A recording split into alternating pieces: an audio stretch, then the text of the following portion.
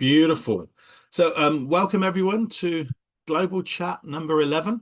Um, this is a great opportunity to be with like-minded practitioners that are exploring the world of everything to do with development from all sorts of different perspectives and angles. You're all thought leaders in your own space, bringing your own insights. And so really have a think about what are you curious about today? What questions come up for you that you'd like to explore more as David, our guest, shares his insights, particularly in the world of leader of leaders, and what are the vertical shifts that need to happen in mindsets to be able to lift up to that level of leadership, because it's a different skill set, mindset, and capability.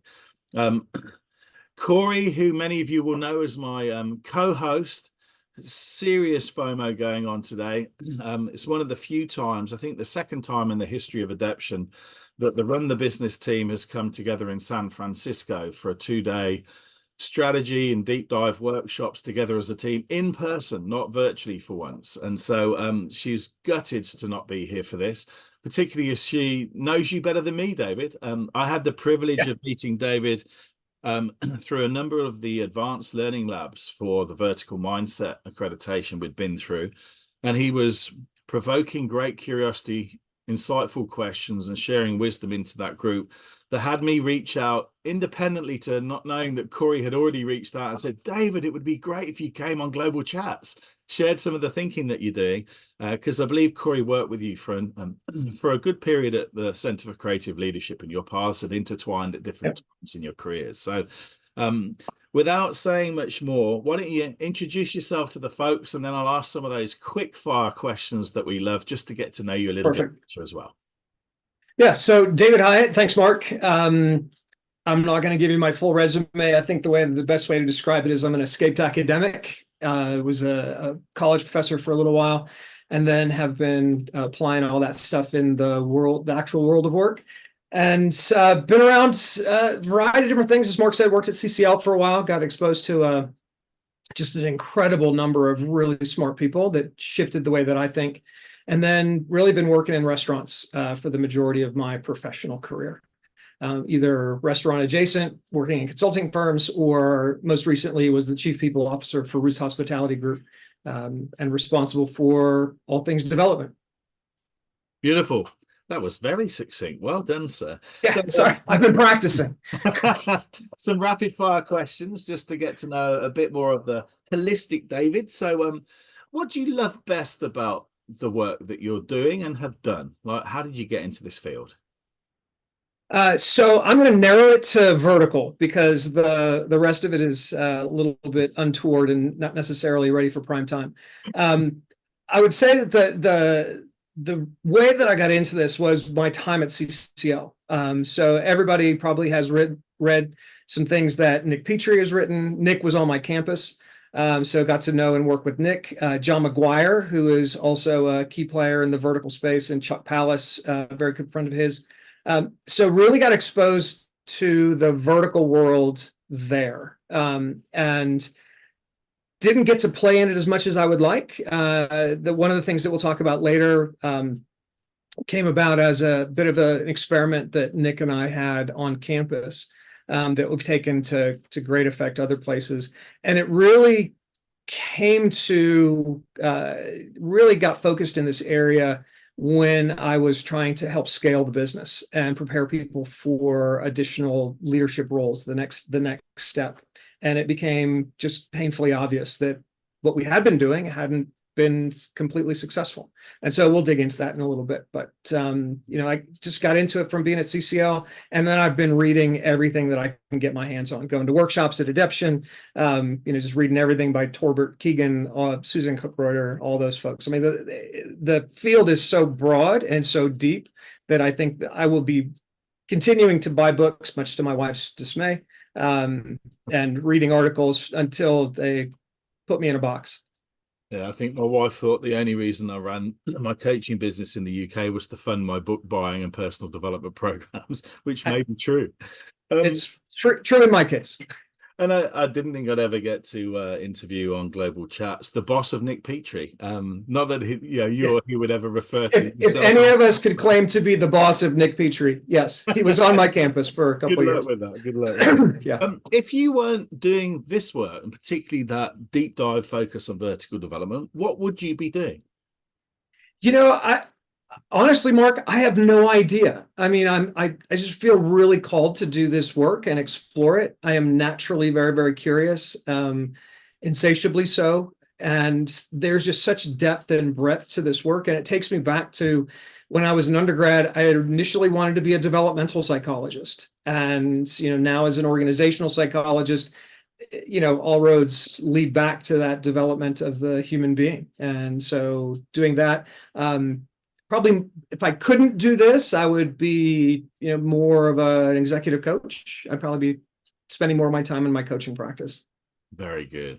And tell us a bit about yourself outside of work. So you mentioned in the pre-call conversation about Pilates, yourself and your wife, but I know there's Yeah. some other hobbies that you're particularly passionate about, particularly given where you're based. So yeah, tell the folks what you love doing in your spare time. Yeah. So I just told Devin I was lucky enough to spend Sunday snowboarding. So middle of May, they got 6 inches of snow at the place where I have a season pass. Went and did the last day of the season there. So I'm pleased to say I got more days in this year than I have in a long time. Not being based in Florida is really helpful for that. So that's a plus. So wintertime snowboarding. And here in Colorado Springs, you can do it even in the wintertime. I'm like a road cyclist. I love to ride my bike. And then my wife and I like to go to shores with beaches, and I just love building sandcastles. It's great therapy. It's great mindfulness training, and it takes me back to my childhood of just a pretty wonderful experience that we had growing up. Well, maybe I can talk you into sharing some of those creations at some point. Yeah, Um, happy to do that. And I'll try not to dip back into my own recent snowboarding incident of breaking two ribs. So I'll move swiftly on. What's your newest go-to app on your phone? So the the newest one that I'm using is Threads. It's less ridiculous than X has become. But what I've really been leveraging it for this past few weeks is there are a number of contributors who are essentially doing a live feed from the trials going on in New York City. And so I've been kind of following that with great interest. So that's one that's the most current. But the one that I use the most, honestly, is this thing called Zwift. If anybody's a cyclist or a runner and you have not used Zwift, I encourage you to check it out. It is a virtual world that makes indoor running and indoor cycling a whole lot less painful. Bizarrely, I've heard one of our team, Alistair Dennis, uses Zwift to compete against other competitors around the world and make your training that much more engaging, as well as the Yeah. tapestry and the landscapes that you travel through when you're doing it. And Yep. in New Zealand right now, turbo boost training on a bike rather than being out on the road in the rain is probably preferable. Love that, mate. Yeah. Love that. Especially when it's snowing and the roads are frozen, it's a lot safer. You can't really put chains on a road bike, can you, in order to get traction on the road? No, but I saw Lori show up when I lived in Minneapolis. I had chains on my mountain bike so that I could ride my bike to work in the wintertime. Yeah. Oh, I love that. And then finally for the quick fire, what are you reading or listening to now? And I know you just referenced Sam Morris, but there may be other stuff that you'd like to kind of point the finger towards for people to have a look at. Yeah. So I'm reading a lot of different things. I've got probably 15 books going, 7 to 15 books going. But the one that I keep going back to over and over again is Leaving the Ghost Light Burning by Valerie Levisay. It's all about fallback in adult development, which is absolutely fascinating. I was actually in a workshop and she sat at my table, so I had a bit of a fanboy moment. I hope I didn't embarrass myself too much. But it is absolutely fascinating. It's a fantastic read. Her metaphor slash analogy of theater for adult development and action logics and falling back into earlier action logics is fantastic. So that's really good. I just finished training in compassion, which is fantastic. One that I'm in the midst of, that I was reading this morning, Stephen Levin's Year to Live is fantastic. Not to alarm anybody, hopefully I have more than a year to live, but it really is all about how do you prepare yourself as if you only had 1 year to live. So a lot of focus on meditation, and just digging into all those things. It's fantastic. Yeah, bizarrely, it's flashback to a book I read a long time ago called Tuesdays with Maury. A really, Yes. yeah, reflection on end of life, but a young person and older person sharing different aspects of their story. Love that. And Yeah. yeah, very good. And so back to the original thread that you gave us of the restaurant Yeah. industry. So if I trigger, what's the high level story of the problem that you were trying to fix, the stuff that you were really getting your teeth into that has led to us being here and having this conversation? Yeah, thanks. So I would be remiss if I didn't take you back to what got me into restaurants in the first place, which was, we talked about this earlier, the fear that my parents had that I would be living in their attic for the rest of my life when I graduated from college. So they got me bartending lessons as a Christmas present 1 year. And I took to it like nobody's business. I absolutely loved it. And so I did that through graduate school. And then in 1998, moved to Colorado to work for a consulting company. Most of our clients were in the restaurant business, in the restaurant industry. So we had at one time, I would say, the three biggest restaurant companies in probably the world, if not the United States, as our client base. So really got fascinated with restaurants, loved it, loved the people. I mean, people in hospitality have a lot of hospitality. They're great fun to be around. And so worked on a lot of leadership problems with those clients. And one that we kept coming back to, or I kept coming back to, was supporting the folks who are moving from running one restaurant to multiple restaurants. So depending upon the organization, they're called district managers, regional vice presidents, something, right? So it's that step from single unit to multi-unit that was critical. And I was having a conversation with the CEO for, I don't remember if it was called OSI or Bloomin' Brands at the time. And he was sharing a similar story. When he came from hotels, and when he got promoted to being a multi-unit hotel guy, he said, I got a call, was told I got promoted, got a list of my hotels, and they said, basically, good luck. And so it was a holiday weekend. He drove around, visited every single one of his properties. It was about 1 o'clock in the afternoon, didn't know what else to do. So he did it again, right? So there is, this has been it's been a challenge since I've been working on it, right? How do we get these folks to make that shift? And there's some really good stuff out there, right? About, what are the tasks and the competencies, and it still is a problem. And the problem that, as I've seen it, is that, the failure rate of those folks who are being asked to move can go as high as 50%. And it's not that they are flaming out and they're not performing. It's that they're not adding the value that you would expect from what they've been able to accomplish in their own restaurant. So the way it usually works, at least in restaurants, is you have somebody who is running a great restaurant. Their financials are there, their guest experience is there, their employee experience is there. They're doing a phenomenal job. They're members of their community. They're crushing it. So they get tapped on the shoulder and say, you're doing this, so let's move you into a multi-unit rank, the multi-unit job, right? And there's a huge transition. And I was talking to a friend of mine who's a restaurant company executive, and he said, the fundamental assumption is that this magic that they are making happen in their unit is going to spread like a virus into their region when they get promoted. And it just doesn't happen. Right.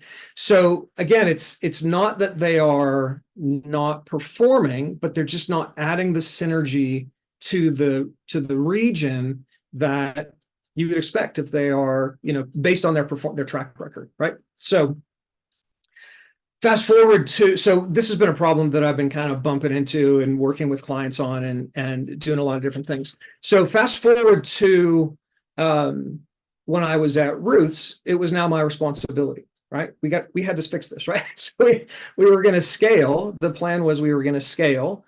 And so I sat down with the VP of Ops and I said, if we are going to scale, we need more of these multi-unit leaders. So let's put some things together to facilitate that so that we don't have challenges with these folks moving in. Let's prepare them ahead of time, right? Earth-shattering idea. Look at Ram Sharon leadership pipeline, right? You prepare them before they make the turn.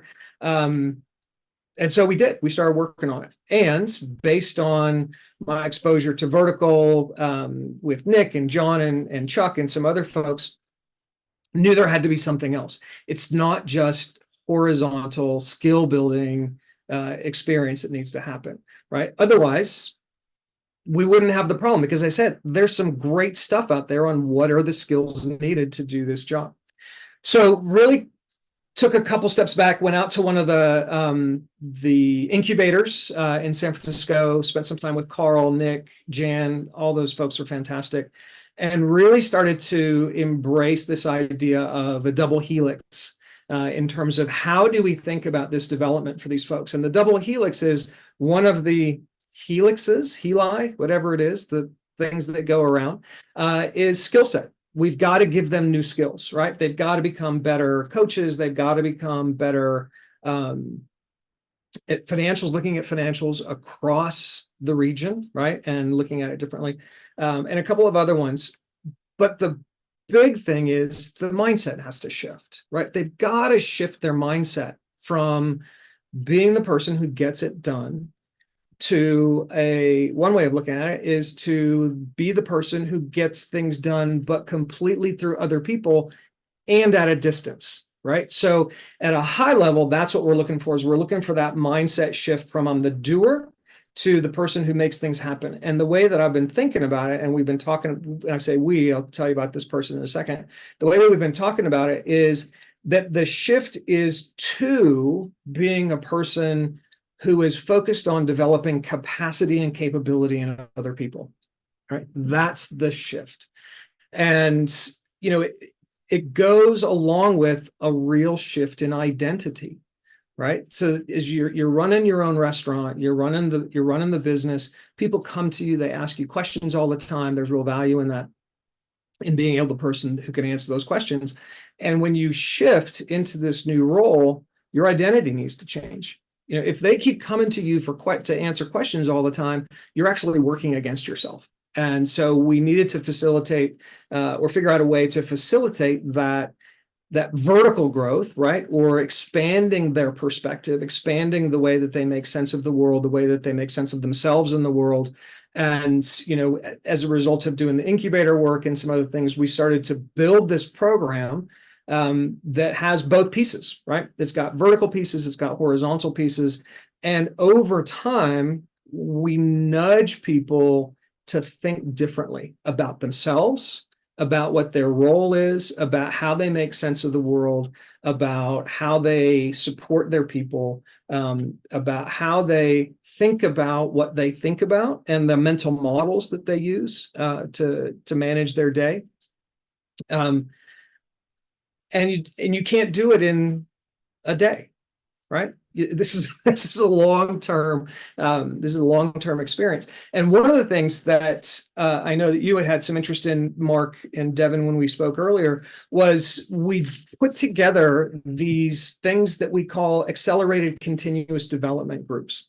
So when Nick was on my campus at CCL, we were wrestling with a problem. One of the problems that Nick was wrestling with was, what's the shortest amount of leadership development that you can provide to somebody? What's the most efficient way that you can do it that is going to continue to drive individual development? And so we came up with these things that we called accelerated continuous development groups, which is a small group of folks. I'd like to keep it to 4 to 5 so it's manageable. We've been doing them virtually. And what we do is we wrestle with the problem. And it's not just a general problem. It's what's the leadership challenge that you are facing in your business, in your role? right now. And then we start applying some of the things that we know from adaptation, right? We talk about what's your heat experience? What are you going to do that's going to put you out of your comfort zone? We offer some colliding perspectives, and there's a whole lot of opportunity for reflection. What worked? What didn't work? What'd you learn? What are you going to try differently, et cetera? And so what happens is in these ACD groups, and we get together and they're wrestling with real problems that they're facing, right? And so they're coming in and they're like, I went and did a restaurant visit this last week and I didn't think it went very well, right? Okay, so well, what didn't go well? What did you try? Let's talk about it. And we really spend some time developing that skill amongst their peers of how do you challenge appropriately? How do you provide those colliding perspectives? How do you coach differently? How do you listen for problems? And really encourage them to take that balcony view of their own approach to what they're doing and working on, right? So we're shifting and we're nudging them and we're making them uncomfortable, right? To try new things and to come back and report how it worked. And so there's a lot of accountability. So by adding that piece, I think that has been something that's been really helpful. And I'm doing that with a bunch of my other clients. And, it's interesting to watch what happens, right? Initially, they're like, I really don't want to do this. I don't, this is crazy. It feels a little bit like therapy. I'm not really interested in doing that. But over time, they start to use each other. And my role becomes significantly reduced, right? I'm just there kind of moderating it. They're challenging themselves. They're challenging each other. They're reflecting on the fly. And you can really see over a period of time that they are approaching each other and how they operate and how they think about themselves very, very differently. And so it's just fantastic to watch. And I think that, some of the ahas that some of these folks are having is that, I was talking to one of them and I said, so what was the shift for you? What happened? Right. I'm trying to figure this out. And he said, well, when you kept nudging us to not focus just on behavior, but how people were thinking and how we were thinking, light bulbs started to go on. And so I started to look at it differently, approach the problems differently, approach my own self differently, right? So as we like to say in the vertical world, this development is optional. You don't have to do this work. You can be perfectly fine and happy at your current action logic or center of gravity. But if you want to do it, it's going to take a little bit of work. So that's a little bit less than succinct, I think, but I think it gives you a picture of kind of what the problem was, how we've been wrestling with it. And I keep saying we, and that's because I'd be remiss if I didn't mention them. When Roos was acquired by Darden last year, I didn't want to stop the work, right? Because I thought we were onto something. And I talked to a bunch of restaurant company execs and they were like, yep, this is valuable. We need this. So I looked up a good friend of mine, a fellow by the name of Monty Batson, former Outback guy, was a managing partner, became a joint venture partner, was a regional vice president. And he's just a phenomenal leader, very good friend of mine. And so spent a couple of days down in Dallas as we built out this program because he's been in the trenches. He's been supervising these multi-unit leaders. And one of the things he kept saying to me was, you can't just do an intervention with these multi-unit leaders. You've got to look at the system. And he was 100% right? So if we go and we work with these multi-unit leaders about a new way of leading, a new way of thinking, a new way of working, and we don't work with their bosses, wasting our time, right? So really be mindful of the system. It's been really a key learning from this process. So much richness in there and parallel stories going in my mind around the shift from being great at sales to being a sales leader or being a more command and control leader to coaching that mindset shift. Or as you say, hey, you're a regional now. Here's the company car keys. Go to it. Yep.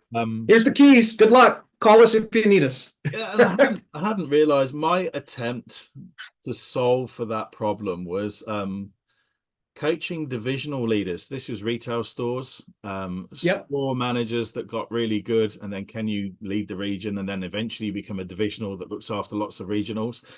And so I was getting the best by all the measures, KPIs for the stores, store managers, and essentially modeling mindset, behaviors, attitudes, and skills but the idea was to create a blueprint to then support other people to go do that, and you will be successful. Yeah. And most of my focus was on the skills, not on the mindset, and certainly not on identity level type conversations about moving from being great and that confidence you have of nailing it in your own restaurant, and then suddenly looking after a whole bunch of folks and needing to get results with and through them. Now, you talked about heat zone experiences, and yeah, it's optional. How do you help folks with exploring, going deeper on that stuff? Both the length of time it's going to take, the kind of tough conversations and deep internal exploration they'll have to do. But with that, hey, you can do it or not. And yet organizations want this to happen, right? We want them all to be better. So how do you Yeah. get them on the slippery slope to go develop and grow when it's hard?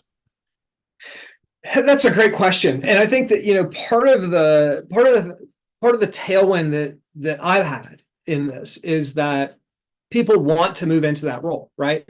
These high performing restaurant managers, restaurant leaders, these general managers, managing partners, whatever you want to call it, they're motivated to achieve, right? They want more responsibility. And this is the next step, right? So what we do is we talk about that, right? So we channel their inner achiever. This is next. This is the right step. And this is the work that we are doing in order to make this happen. And I will be completely transparent. Not everybody wants to do that work. Not everybody is successful, right?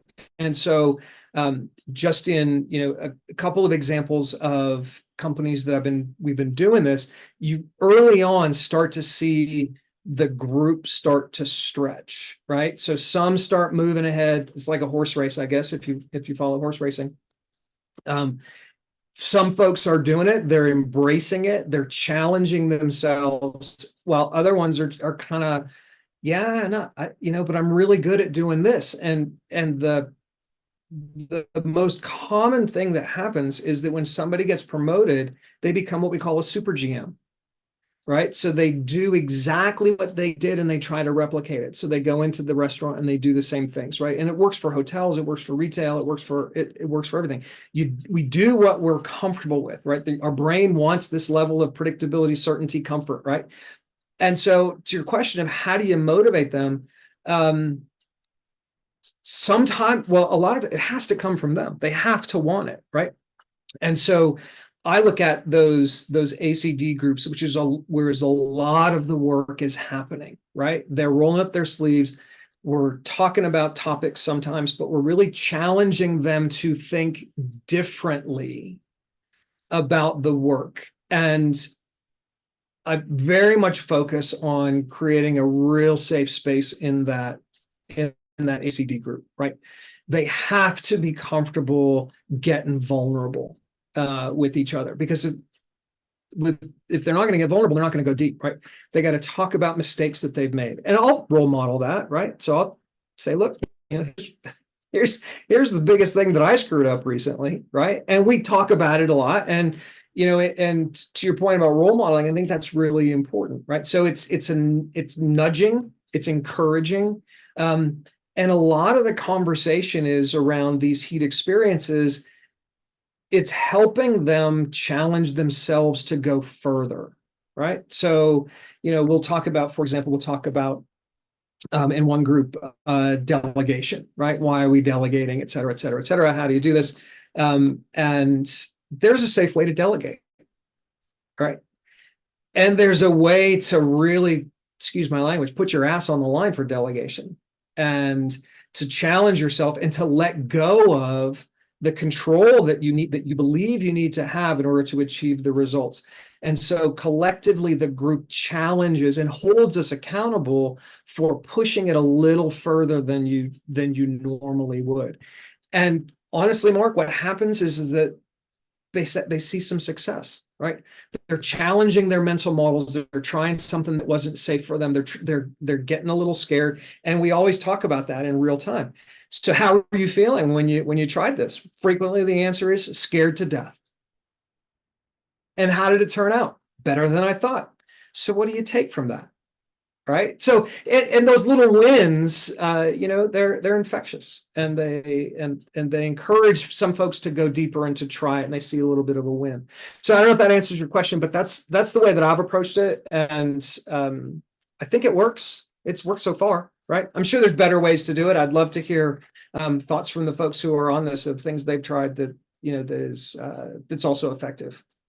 Beautiful. And yeah, we're about to both invite questions, but also would love to hear other things people have found effective. And just before I throw the mic over to the audience, the last question that has come into my mind based on what you were saying was referencing that guy Monty, and the importance of the system or ecosystem, the one-up Yeah. manager. We've talked about getting the leader down the slippery slope to develop and grow.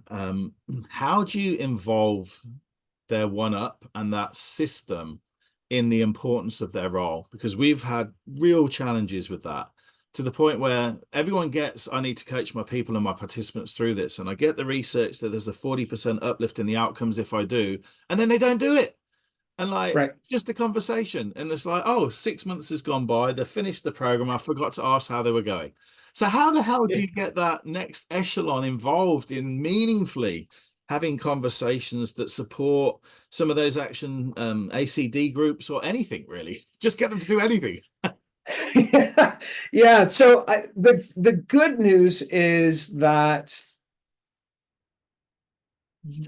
the results will come in terms of their immediate restaurant and their ability to supervise, right? So you start to see operational impact pretty quickly. And so these higher level folks, these VPs of ops, those chief operating officers, et cetera, they want to see those results, right? And so you start to see that. You also see a lot of going back to the old way of doing things, right? So to your point, command and control, just do this, get it done, right? A very dependent leadership culture. And frequently what happens is I'll go and I spend time with them, right? You got to get buy-in from those folks. The good news is, for some reason, I've got a little credibility, right? I've done this, been around a little bit. We know the same people. The restaurant industry is incredibly small, right? So we know the same leaders. They all have the same lineage of folks, and I've worked with some of them in some capacity, in some way, shape, or form. But we influence at that level, right? We talk about the shift. We talk about what was, where they've started to see their people leading more effectively. And these are super smart people. You show them that shift, you show them some data points. And even if it's just anecdotal, they're like, okay, there is a different way to work, right? And I think collectively, when I've worked with this next level, they sense that something needs to shift. They're not getting the lift that they want to get, right? They're tired of having their boss come to them and say, why is this not happening? Why are we not getting the traction? Why are we not having the organizational change that we've been investing in? And when you can start having those conversations and spending the time and giving them the skills, and making it part of what they do. So the most effective way that it's worked is pulling those folks in so they are part of some of these workshops that we're doing, and they're seeing live benefit. What happens when they work with each other? What happens when they coach each other? What happens when they challenge each other? And they start to see, yeah, holy mackerel, they're starting to work differently. And then they start to work differently, right? Because they start to see it. And, that's the way that I've made it work. And I also have no shame in circling back with them and saying, hey, just had a really great conversation with these folks. This is what I'm seeing. What are you seeing? And then when they reflect a little bit on it, they do see it a little bit. But you got to get them. The system matters. I may have lied when I said my last question, because I've got an adjunct question to ask. That you mentioned about the significance and importance of psychological safety for people to risk stuff, share vulnerabilities, try new stuff, experiment. And there's this extra dimension of potentially involving the one-up leader that they want to look good in front of in the Yeah. sessions with them. How do you set that up so that that interaction is still safe for people and they feel that they're Yep. not going to get caught out? And yeah, Great question. how have you managed that? Yeah. So I don't let their bosses into the ACD sessions. Okay. Absolutely don't let them in. The times that I referenced where they see what's happening is more in a larger public forum, not necessarily public, but it's a larger workshop forum, right? Where they're seeing the process, they're seeing them work with different challenges, and they will, they will self-edit, right, in those groups, and in those larger forums. But when you get into that ACD group, they really open the kimono. And the ones that, in my experience, the ones that are willing to be the most vulnerable, the ones that are willing to try the most new things, to put themselves at risk the most, and be very upfront about how scared they were, those are the ones that make the biggest shift. That's awesome. Thank you. And we've already got the first question into the Beautiful. chat. So just an interesting kind of the process, the how-to from Ian around the balance of virtual, in person. I know you're working with geographically, potentially very dispersed groups. So yeah, how often do you run them? How long do they run for? Is it a virtual format input? Like kind of what's the mix, the mechanisms that you do? Yes. So logistically, my favorite piece, my preferred approach is it's a blend of in-person, couple days, getting some of the heavy lifting, getting some of the frameworks embedded into their ways of thinking, right? So day and a half at a time. And then sliding into these ACD groups. And I like to keep the gap between those about 3 to 4 weeks. So they've actually had a chance to go and try something and see the impact of it, right? And then we get them back. And I will tell you, the usually really awkward. They've never done this before. They don't know how to do it. I'm asking all the questions, which is fine, right? I'm role modeling what they're going to do. And I'll tell you, usually after 3 or 4 of these sessions, again, I am just an ornament. I set up the meeting, Getting out of I their way, kick it off, and they're after each other. Who wants to go first? And they're diving in. This is what I did. This is what I worked. This is what I worked. And you would think that it's they just want to talk about their successes, but boy, I tell you, it's so amazing. They start talking about, I tried this and it failed miserably. Help me. How did I go wrong with this? And they start to challenge each other. So, I like to do them about 3 to 4 weeks. I just started a group at the end of April. We have our first ACD session this week with one of the groups, and my contact asked me to do something that I've never done before. So I've kicked this out there as potentially a best practice. Each Monday, I send to the collective group that we worked with something to chew on. Right. So I've been telling a little bit of stories about, the rubber band, the bungee cord of culture, and how they got new skills and they're going to get sucked back to the old culture of the way of doing things if they didn't practice.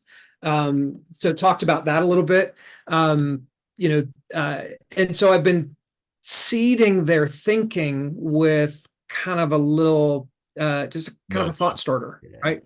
Yeah, a little nudge. Yeah, great word. And from my contact, she's like, they're loving that. It just adds to it, right? So it keeps it top of mind because they're busy, right? And I think that the other thing that's important, and I don't know if I said this, but I'll make sure to underline it, is they're doing these ACD groups not in addition to their work, but it's part of their work, right? This is not I've got this project that I'm working on. This is, I'm in the business, I'm working on the business, and I'm challenging myself to operate and think differently about how I show up in the business. So they're actively working. It's not separate. And I think that that's important. It really matters that in the flow of work that it's relevant. I've just got no spare capacity to do this in my own time, right? Yeah. Senior leader. Yeah. in the 3 to 4 week gaps. And when you bring them together, is that generally an in-person facilitated, It's virtual. virtual, like 60-minute Yep. virtual download, debrief, Q&A, 90 minutes. coaching? 90. Okay. Yeah, 90 minutes, right? And again, we sound like a broken record. The first one, we could have been done in 45 minutes, but I keep them there, right? This is my old professor. It's like, you're going to stay in the classroom until somebody asks me a question. But they start to open up after really the second session. And then by the third session, we're wishing we had more time, but I'm pretty disciplined around, let's make it 90 minutes. I don't want it to be too disruptive. And so it works. And again, 4 to 5 people, 90 minutes is about right. Yeah, that's great. Thank you for sharing some of the mechanisms. Yep.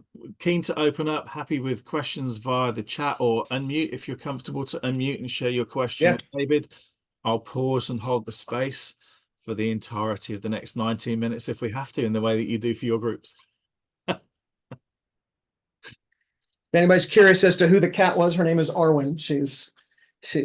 She's just woken up from her nap, so she has to be social. I'm watching The Matrix and it's deja vu because the black cat keeps going by, and I'm like, what happened? Yeah. Are we in The Matrix? Oh, what's going on? She's real. She's real. Yeah, she's. Oh, thanks, Alistair. So yeah, unmute, ready to go if you want to. I've always got more questions because I'm really gobby and curious. So looks like a question. I can jump in, but yeah, awesome. Yeah, please. Hey, lovely to hear your experiences there, David, and really appreciate the way you articulated it. As far as the vertical development piece and the leaders understanding their own thinking and how they're approaching challenges, really curious to hear the key models you use around that vertical development piece that you share with leaders, maybe some of the initial ones. So when you say which models, Danny, what specifically are you after? Yeah, are there any specific tool sets you introduce to leaders to help them understand thinking? Is it that second order thinking or awareness of self or awesome? Thanks, Kelly. Great. Love it. Yeah, great question. So all of the above, right? So there is I just tried this new approach. I had never tried it before. A couple weeks back, we actually did a pseudo meditation, and I call it pseudo meditation because I'm not a meditation teacher, and so I was very clear. But what we spent time doing was, focused on our breathing, and then after about 10 minutes, we called it, and then we debriefed around when you get lost in thought. What were you thinking about, right? And I teed that up. It's like it's okay to get lost in thought. We do it, right? But what I wanted them to do was to pay attention to what the thought was, to really prime that sense of, okay, I'm having a thought about something, right? And then we did some work on dialogue. If you're familiar with dialogue, really, really great tool. Not allowed to solve the problem, which a lot of operators love to do. And so really just asking questions and digging in and embracing their curiosity, and then stopping, irregularly and saying, okay, so what's going on for you? How are you thinking about this? How are you thinking about this problem? What are you feeling? So really driving a sense of self-awareness, really shifting them and introducing in a kind of a modified way the whole concept of balcony and dance floor, right? And nurturing that ability to be in there and stepping out and seeing what's going on and observing not only what's happening, what other people are saying, but how are you thinking about it? And then getting really curious about what's going on for them. One of the metaphors that we use is an iceberg, right? And so part of the language becomes, where are you working? Are you working above the waterline? Are you working below the waterline? And that below the waterline is really uncovering mindsets, beliefs, assumptions, digging into emotions. Where is this coming from, et cetera? And so that simple image comes back over and over and over again of, where are you working? Are you just focused on the behavior, yours as well as theirs? Or are you taking that step back and digging in under the waterline, right? Because that's where the real work happens. So I don't know if that answers your question, but those are the ones that I go after the most immediately. Yeah, that's ideal. Thanks for that. Beautiful. Thanks, Kelly. And I know Danny also asked a question via the chat. Happy to unmute or I'll share it. I'll just wait for a moment. Yeah, I can sort of just elaborate on my point. Yeah. It was more just around, so when you're challenging a process or a legacy way of doing business, they know that it's no longer working, but you're asking them to basically do a fundamental shift, I guess. How do you actually challenge senior leadership on their processes, on their expectations and behaviours without them actually personally feeling challenged?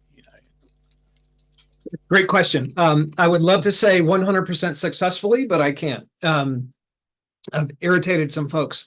I think it's a balance, and I don't know if this is going to answer your question. It's a balance of gently and then just calling it what it is. My approach is to really engage with them and almost slip into coaching mode and having them identify that this is no longer working, right? And to see where their frustration is.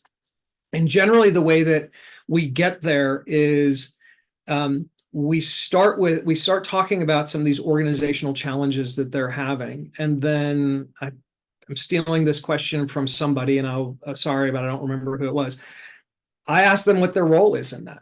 And what would they like to see differently? What would they like to see happen? And they'll frequently call out what the issue is that they've been dancing around, or the system that was broken, or that they've been wrestling with it for a while in their own head, and they haven't been able to come up with a new way of approaching it.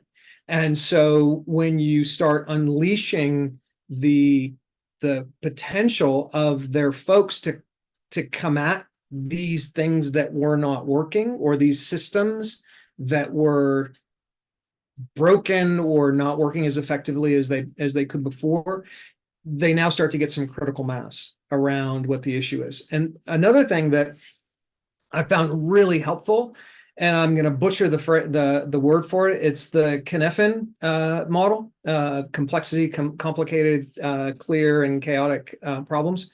And introducing that to give them some language so that they can start thinking about best practices and good enough practices, and how are we got to try things, and what's changing about the world that is making our old practices not work effectively anymore. So you give them some language so that they can kind of disassociate is not the right word, separate themselves from the problem. So this is the problem that we're wrestling with. It's not me, it's the problem. Maybe I'm not contributing to the solution, but you help them create that psychological distance. I don't know if that was helpful or not. Danny, happy to talk to you more about that, but that's the way I've been working on it, and not always successfully. Love it. Thanks, Danny, for that. And I've got another reference. It was actually in our prep call. We were talking about this helix, or kind of the infinity loop, and you reference leveraging it both as a scaffold and a spotlight. Can you bring some light to what you were sharing there, or how does that play into this development approach that you're talking about now? Yeah, so from scaffold, it's my assumption is that as we go from leading a business to leading leaders who are leading businesses, or the shift from single to multi-unit, is that there is some vertical development that needs to happen, right? We've got to help them shift both the breadth and the depth of the way that they look at the world, consider themselves in it, what matters to them, et cetera, right? So, and in my experience of working with these folks, a lot of them, their center of gravity is going to be most commonly in the achiever mindset, center of gravity, action logic, whatever you want to call it, right? And there's great value in that. They deliver results. We love that about that, right? And there is some value, I believe, and we've kind of seen this, that nudging them, exposing them to some of the things that happen at redefining, maybe even transforming, thinking bigger picture, longer time horizon, organizational transformation, individual transformation, start to think that way, is going to help them in the long run, right? I'm not in the business of trying to move people from one place to another, but exposing them to different ways of thinking, different mental models, different mindsets, I think would help them. So we come at it from that perspective of how do we create awareness? How do we create some awareness of where they currently operate, how they currently look at things, and then shifting the way that they are going to look at it, right? To nudge them into a little bit different mindset. So that's the framework from everything, all while teaching skills, horizontal skills that need to be taught. How do you become a better coach? How do you delegate effectively? How do you have difficult conversations? But through a vertical lens, right? How do you do it from an achiever mindset? How might you do this from a redefining mindset, et cetera? So that's kind of the whole approach. From a spotlight, we actually use the VMI, right? So we've gone in, we give people a sense of where is their current center of gravity, and we talk about how is that helping them, how is that, what might be a little bit more valuable to go from a different perspective, to start giving them some language and some awareness of where are they, which helps then to Kelly's question of how do we start bringing awareness to how are you thinking about this, right? So it was probably William James or somebody like that who said, first we got to name it, right? Once we name it, we can kind of approach this and say, oh, this is what this is. And now I can wrap my head around it. And again, I want to stress, this is not about creating transformers. It's not about creating redefining mindsets. It's not about creating alchemists. I don't think organizations can manage those folks anyway. But it's about broadening perspective, right? And so using that vertical mindset as that tool, as the scaffold for here's the whole approach that we're doing. We're not just going to build skills. We're going to do both. Does that answer your question, Mark? Yeah. And okay. And making it a bit more personal at the end. Yeah. You've been experimenting, a practitioner in this space of vertical combined with horizontal development. Yep. What have been maybe one of your biggest personal learnings through doing this work as a practitioner? What are you learning as a practitioner through it? How much time do we have? A lot. Yeah, I think it's a constant reminder of the systems within the systems within the systems that are at play, right? And there's no ability to go in and have to make one change and then have it stick, right? So it's continuous work. So that I think is a big learning, or it's a big reminding, right? Because I was blessed to have John McGuire on my campus, and we would have great conversations about systems and systems within systems and how they all work together, and all the different pieces we have to look at, which leads to the next aha or learning, which is this idea of leadership cultures, and that there are vertical leadership cultures is flat out true. And that organizations under stress can experience the same kinds of fallback that individuals do. So I was totally blessed to sit down next to Valerie Livesay in this workshop in Baltimore. And we've continued a conversation around organizational fallback and what that might mean for individuals as they are operating in these environments, right? And what does that mean for people, and how do you move forward, and what's the implication? So again, I think the theme is systems and systems and systems. That has become the big reminder, if not aha, for this for me. And where to next for you? What's the heat or the curiosity that you're exploring going forwards in this space at the moment, David? It's taking it to executive teams, right? So my comfort is with operators, right? And done my share of work with executive leadership teams, but really taking this approach, driving organizational transformation with the team, in helping them shift their leadership culture as they operate. So, done some of that work at Ruth's, but really excited to be, got a pretty good opportunity, I think, coming up here to do this, but really rolling up my sleeves with the team and doing some really fun, challenging work with them it gets me excited. It keeps me up at night, gets me up in the morning, causes me to buy more books and spend more time with smart people, so it's a lot of fun. I love that, David. And, without pre-planning, you've managed to tee up our next global chat with Michael Henderson. That exploration of vertical cultures, the shadow sign, where does the individual's mindset come into contact with the system and the culture, and how does the culture, with Michael from an anthropological perspective, how does that then impact on the mindsets that are within it? So it's a complex system. There's lots of interdependencies, and it'll be a rich exploration. So I'll pop the details of that in the chat for folks. Yeah, that's fantastic. You're more than welcome to come along to that as well, of course. You mentioned the vertical incubator, where you did a good bit of deep dive experimentation, and it's an incubator because you're working with like-minded people experimenting in the space of vertical. We haven't finalized the dates, but we do have, with Workday, sessions coming up in August. We've got to land the venue, land the exact numbers and details, but that will follow. So watch this space.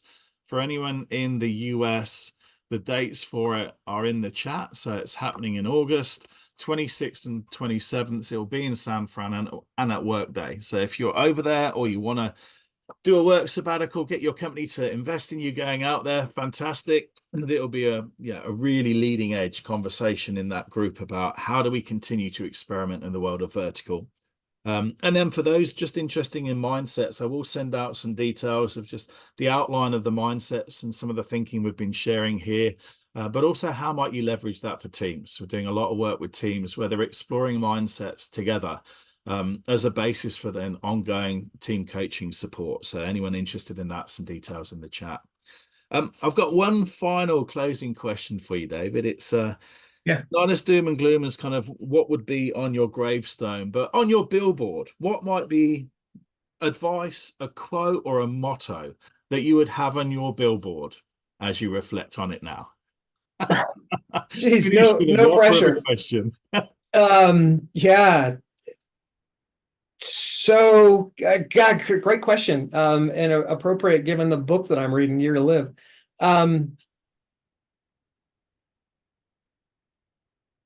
Yeah, so I would love it if the motto, the thing that was on my billboard, legacy, tombstone, whatever, was something around he lived life to the fullest. He was present for it and got everything that he could out of it. I'm trying to do that, and it's a work in progress. It's easy to fall back asleep.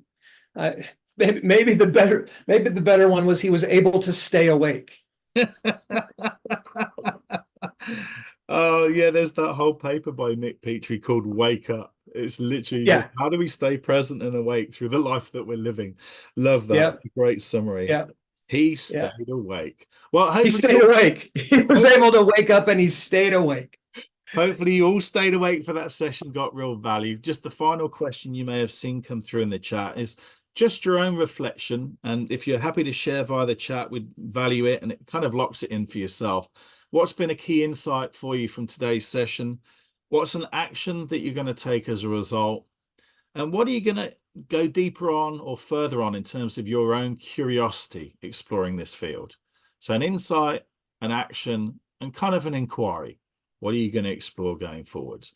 Please share via the chat. We'll leave it live and open. In the meantime, while you're just doing that reflection, David, thank you. Absolute My joy. pleasure. Took my mind in so many different directions. You created colliding perspectives all in one session. And thank you everyone that joined us for both investing your time, your energy, your listening, but also that curiosity, the questions and the reflections you were sharing back with us. I hope you've enjoyed. So Mark, I have a question about the questions. So there's a couple of questions. There's a couple questions in the chat. So I guess probably would be the easiest thing to do is if we didn't get to some of those questions, you want to shoot me an email directly, happy to do that, or through Mark. Would love to answer them, right? So there's one from, I think, Dan about failure. Failures, Would love yeah. to have a chat about that one. Because Beautiful. I hate to see it as failure, but there was lack of movement for some Sure. folks. So happy to do that either via email or whatever. And lack of movement in not getting to that question here, right? So what we do is we capture the chat, we pull out those key questions, flick them to you, David, and would love a little bit of a reflection shared back with the whole group on those, if that's beautiful. Happy to do it. Awesome. We're out of time. Unbelievably, 60 minutes flew by at the speed of light. Enjoy the rest of your daytime, your evening, your morning, whatever time zone you're on. Thank you all. Thank you again, David. Absolutely fantastic. And yet, come join me and Michael Henderson as we explore things culture, mindset, and what it means for our development. Enjoy the rest of your day and week. Thanks for joining us. Go well, look after yourself, and remember, stay awake. Stay awake. Thanks all.